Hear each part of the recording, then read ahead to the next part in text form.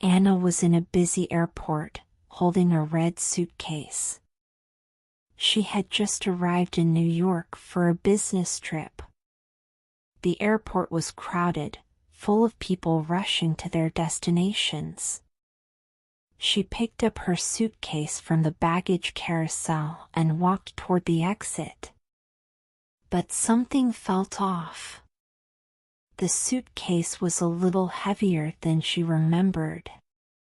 At the hotel, Anna placed the suitcase on the bed and opened it. Inside, she didn't find her clothes. Instead, there were old letters, a diary, and a small wooden box. Her heart raced. This wasn't her suitcase. She sat down and picked up one of the letters. The paper was yellowed, and the ink slightly faded. Curious, she began to read. Dear Emily, by the time you read this, I will have already left. I left everything behind to start over. This city holds too many memories, and I can't carry them with me anymore. Please don't be sad. Some things are meant to stay in the past. Anna closed the letter and took a deep breath. Emily was, as far as she could tell, a friend of Claire, the owner of the suitcase. Who was Claire? And how did the suitcase end up in her hands? She picked up the diary and flipped through the pages. The handwriting was careful but full of emotion. There were accounts of love, loss, and the fear of change. One phrase caught her attention. Letting go is hard, but holding on hurts even more. Anna felt a lump in her throat. She, too, was stuck in the past, a broken engagement, a job that no longer made her happy, and dreams she had set aside for years. She looked at the small wooden box. Inside, she found an old train ticket and a small silver key. At the bottom of the box, a name was written, Claire Dawson. Anna knew what she had to do. She needed to find Claire. The next morning, Anna decided to return to the airport to try to understand how the suitcase had ended up in her hands. At the lost and found counter, an employee looked at the suitcase and frowned. This suitcase arrived here a few weeks ago, he said. It was found on a flight from Boston. An elderly man brought it here, saying it needed to reach New York. He mentioned he was fulfilling someone's last request. Anna felt a chill. Did he leave any contact information? The employee checked a logbook. The only name we have is Henry Dawson. Her heart raced. Claire Dawson. Could Henry be related to her? Anna searched online. It took time, but she finally found a possible lead, a bookstore owner named Claire Dawson. The shop was near her hotel. She decided to go there. When Anna arrived, she saw a woman in her 60s organizing books on a shelf. Her gray hair was neatly tied back, and her face radiated calm and kindness. "Excuse me," Anna said. "Are you Claire Dawson?" The woman turned and smiled. "Yes, I am. Can I help you?"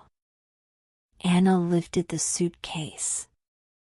"I think this belongs to you." Claire's smile faded. She looked at the suitcase and then at Anna.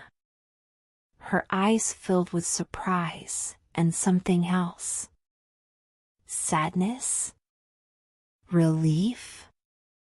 She reached out and gently touched the suitcase. I haven't seen this in years.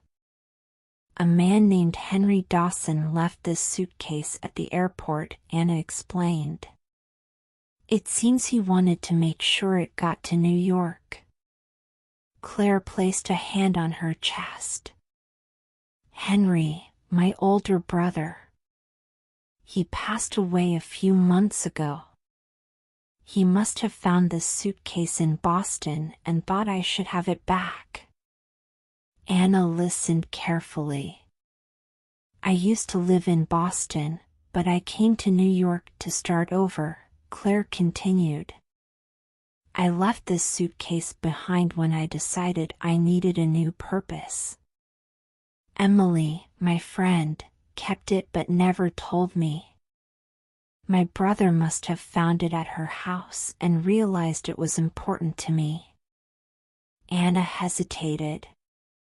Do you regret leaving? Claire smiled. No. I built a new life here.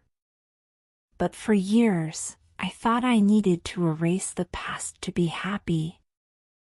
Now I understand that we don't have to leave everything behind. We just need to make room for what comes next. Anna felt something shift inside her. She had feared change too. But maybe, like Claire, she didn't need to run away. Maybe she just needed to make space for something new. She handed the small wooden box to Claire. Claire opened it and saw the old train ticket and the silver key. She chuckled softly. This key, it was from my first apartment. Anna smiled. Maybe it's time for a visit. Claire looked at her with gratitude.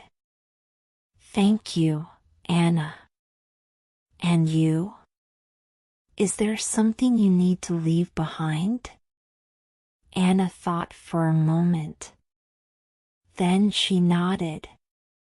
Yes. And maybe, like you, I don't need to erase the past. I just need to move forward. Claire took a book from the shelf and handed it to Anna. Here. A gift. A new story for your next chapter. Anna took the book and held it close to her chest. As she left the bookstore, she felt lighter. The past would always be a part of her, but it didn't have to hold her back. Sometimes, we believe that to move forward, we need to forget everything we've lived. But the truth is, the past is part of who we are. The key is not to erase the memories, but to learn from them. The new always finds a place, if we are willing to make room. It was time for something new. If you enjoyed the story, please like and subscribe.